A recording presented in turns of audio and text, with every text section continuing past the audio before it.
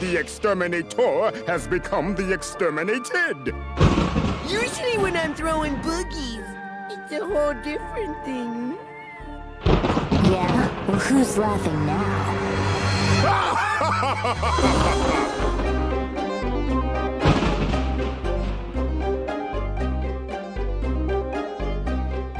My name is Maxwell Adams, and I'm the creator of The Grim Adventures of Billy and Mandy. The Grim Adventures of Billy and Mandy is about a surly little girl named Mandy and sort of an idiot boy named Billy who are friends with the Grim Reaper, and they go on all sorts of crazy, magical adventures. Yeah, it's weird.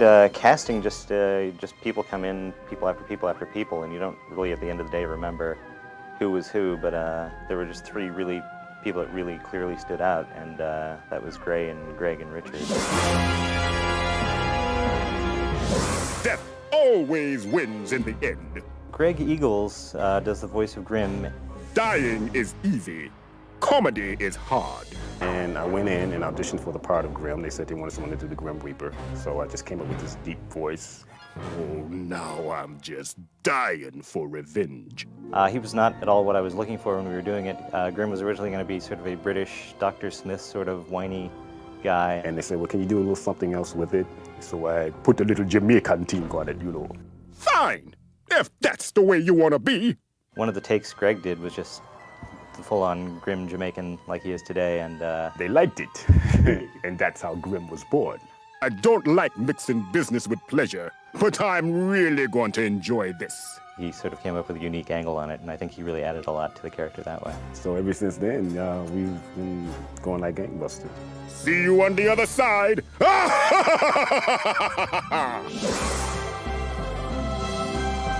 Richard Horvitz is the voice of Billy, and he's amazing in his own right. Phew, you smell like a dog's butt. He's may as well just be Billy. He's just on 24 hours a day. I love you.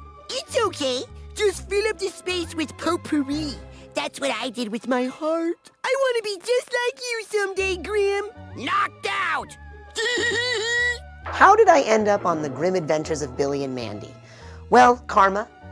I would say karma. I must have done something wrong. I mean, right. That was a subliminal thought. Me smash you! Mogar and Billy's dad are both played by Richard Horvitz. Mogar! Hey, Billy! Well, the first thing is Mogar, but it's Billy's dad, really. And the father, me, Harold, teaches Billy How to be a rock star! And my alter ego, when I'm a rock star, when I'm Harold, my alter ego is Mogar! Well, kids, stick around for my kazoo solo. Remember, Billy, to always stand up and fight for your right to party. So say Mogar! He does a lot more ad-libbing probably than the other guys on the show, and just comes up with the most ridiculous things you could think of. I knew that when I was Mandy, that I would be expected to know what the show was about. How silly I was. I feel that certainly a script is an actor's crutch. And if I were to actually put thought into my character, well, that would just ruin the flow of my mediocrity. And I knew that as a 3-year-old child. Isn't that amazing? Little did I know that I would go on to be one of the biggest names in VO. Gray Delisle, sometimes pronounced Deliesel. Get out of here! Grey Delisle does the voice of Mandy. She's amazing in that just literally everything that comes out of her mouth is hilarious, and it's pretty much nonstop. Punishment is its own reward. Just go home. You've already lost. Is it weird in here, or is it just you? Because I'm such a bubbly person, so I usually play like very high energy characters. Not exactly always nice characters, but very high energy. And Mandy was so hard for me, but such a challenge. I loved that challenge of just trying to rein in the energy and just have it be more of like laser beam, you know. Grey is crazy. She's nothing like Mandy at all. Is there a little bit of Mandy inside me? Only if you steal my parking spot, because then I can get really, really dark and very, very evil. I hate being on fire. She just talks, 100 miles an hour, and it's all just sort of weird, insane stories about things that have happened to her. It's payback time. I miss you, but my aim is improving. Who? Maxwell Adams. Maxwell Adams, I'm trying to remember. Oh, Maxwell Adams, yes. Maxwell Adams is my hero. I love him. I've known him for years and years. He's just a really nice guy. He's very mellow, very down to earth. You know, he wears some wacky outfits sometimes, but other than that, he's really cool. We share sort of a goth fashion sense, so we bond on that level. What's it like working with Maxwell Adams and the crew over at the Cartoon Network?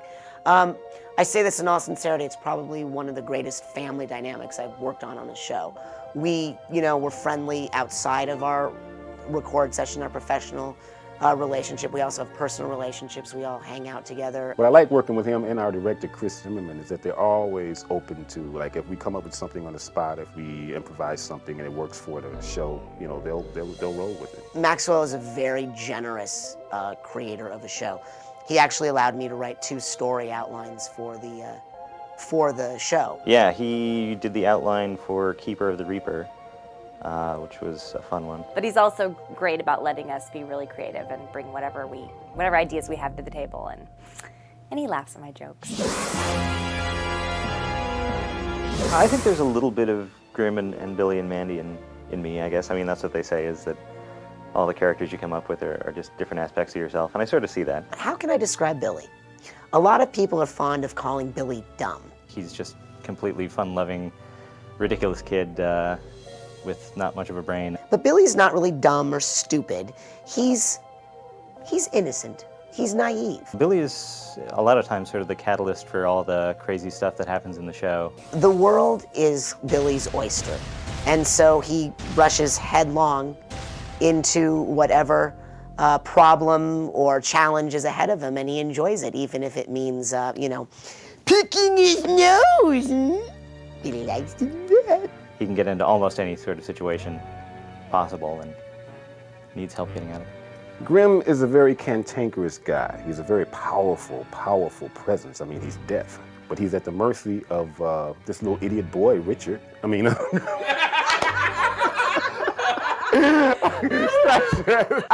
Richard. Interesting. The name's Billy. Billy Greg, not Richard. He's at the mercy of this little idiot kid, Billy, and this little, this dour little humorless girl, Mandy. He's sort of, this powerful figure who's sort of just been, captured by these 2 kids. So while he does sort of, enjoy their company in some ways, he's not ready to admit it, and he spends a lot of his time thinking about how he can get out of this. I think they're more of a foe for him than any other supernatural presence that he's ever come up with in his particular line of work. So he's dealing with something that's totally outside his realm of experience. Mandy is sort of a controlling, mean little girl who always gets her way and never smiles. Mandy's character is very dry and sarcastic, and she's a perfect balance to Billy because he's just super hyperactive and really dim-witted, and she tolerates him. She really cares about him, but she tolerates him. I don't think there's a lot of kids in that town that are willing to hang around with her, and I think Billy might be one of the only ones. I don't think he's smart enough to get that she's pure evil. There's a part of me that would like to be Mandy, just to be that in control of everything, or to be Billy and just to be ridiculous and free and not really care. But I think really I'm just more like Grimm, and I'm just sort of surly and beaten down. The recording process is, I really look forward to that because we all are really good friends. We all get along famously on most days, and you know who I'm talking about.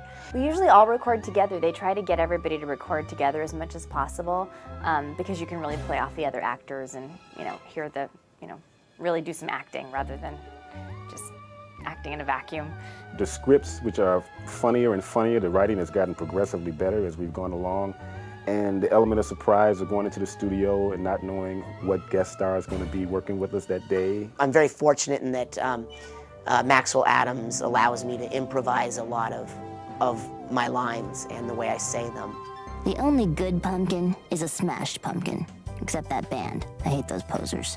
And they'll all do a little bit of ad-libbing here and there, so that's nice. But I think the major way that the voice actors sort of add to the show is just, by providing, voices for these characters. And, until somebody speaks the lines, it's all in your head, so there's no physicality to it. And then, when somebody starts speaking the lines, it sort of influences how you see things, and it sort of becomes a little more collaborative from that point on.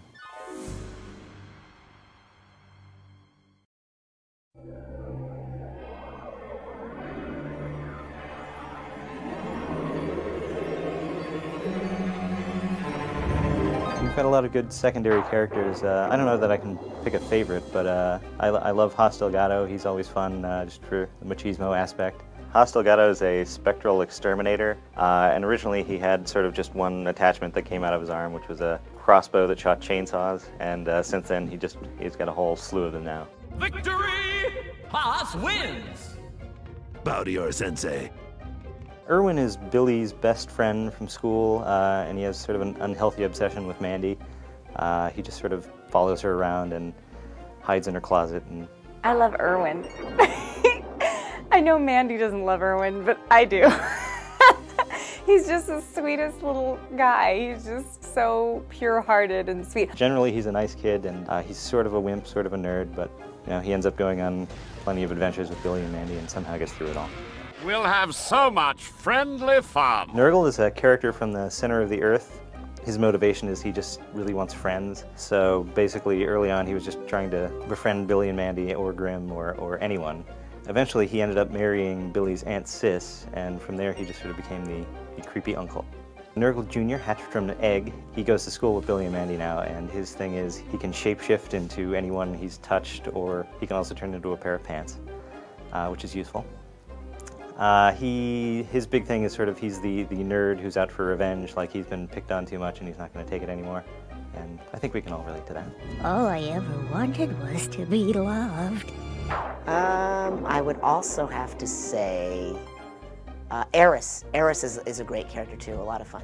Eris is the goddess of chaos. Grimm at one point had a crush on her, but we dropped that pretty quick.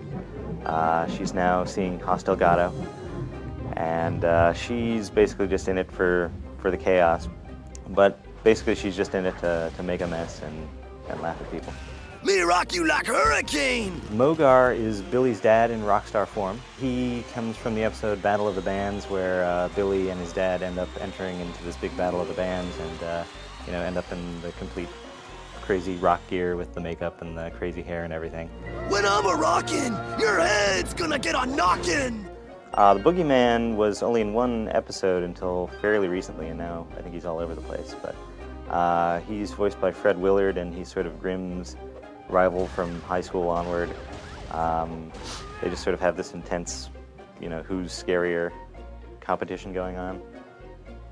Jack-o'-lantern was a character that we developed just for the Billy and Mandy Halloween special. Jack sort of, just enjoys pulling pranks, and in the end, he sort of tricked the Grim Reaper into, trading him eternal life so Grimm could get his scythe back, and sort of as payback, Grimm took his head, so now he just wears a big pumpkin on his neck. General Star we imported from Evil Concarne, and he's just sort of an egomaniacal, backstabbing henchman who has now retired and moved in next door to Billy. So he's trying to let go of the evil dictator thing and focus on gardening, but just all this sort of temptation from the supernatural powers next door keeps getting in the way.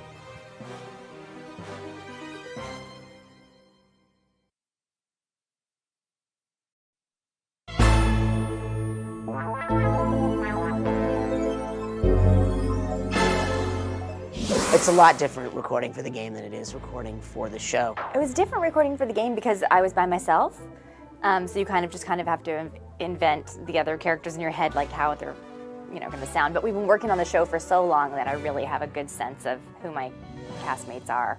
We should see if any fights have broken out at the pumpkin patch. Oh, wait! These aren't killer tomatoes at all! Pumpkins?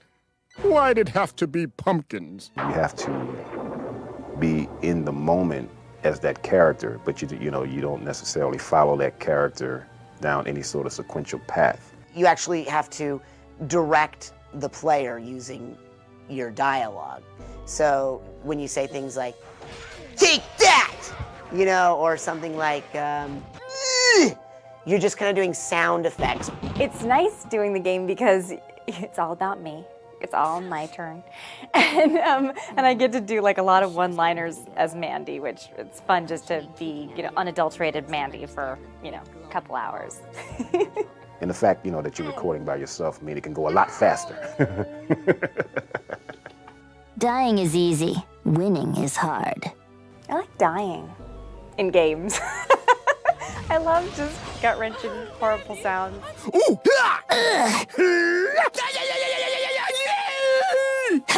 So I love screaming and falling into pits and dying and punching people, and it's much more physical and much more, I really get into it. I actually punch the air.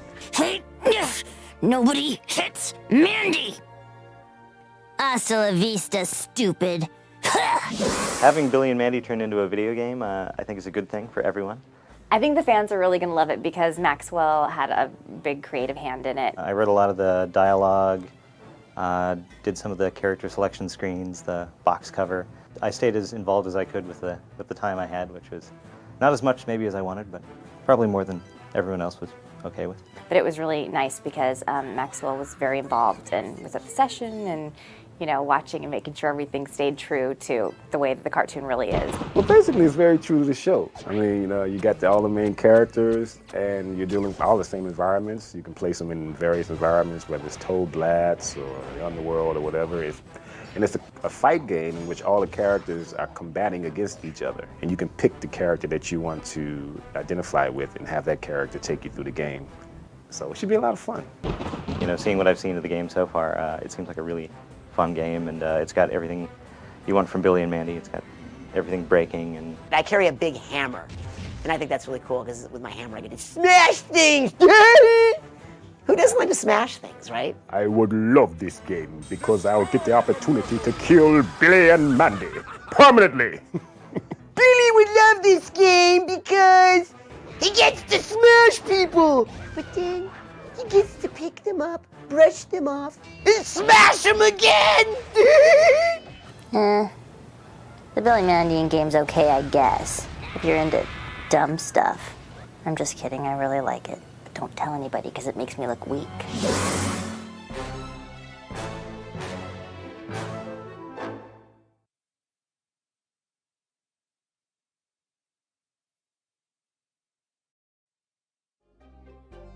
If you're a fan of the show, which you are if you're watching this. The Grim Adventures of Billy and Mandy video game is about friendship and, beating up your friends with bats and clubs and scythes and that sort of thing. It should be called The Grim Adventures of me, Richard Horvitz, Billy. I'm hoping that when fans of the show play the game, they'll pee themselves with excitement. Did that sound sincere? My favorite moment of playing Mandy, my favorite session ever, was when I got to sing Somewhere Over the Rainbow as Mandy and then throw the world off of its axis by smiling. My parents called me the little Russian boy when I was a kid because I never smiled for whatever reason. And Ouch! think about that a moment. Oh! I like nachos. Ooh, is there really meat in meteors? Edit.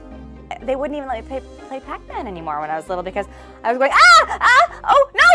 I mean, just like being really loud at the place, and they're like, shh.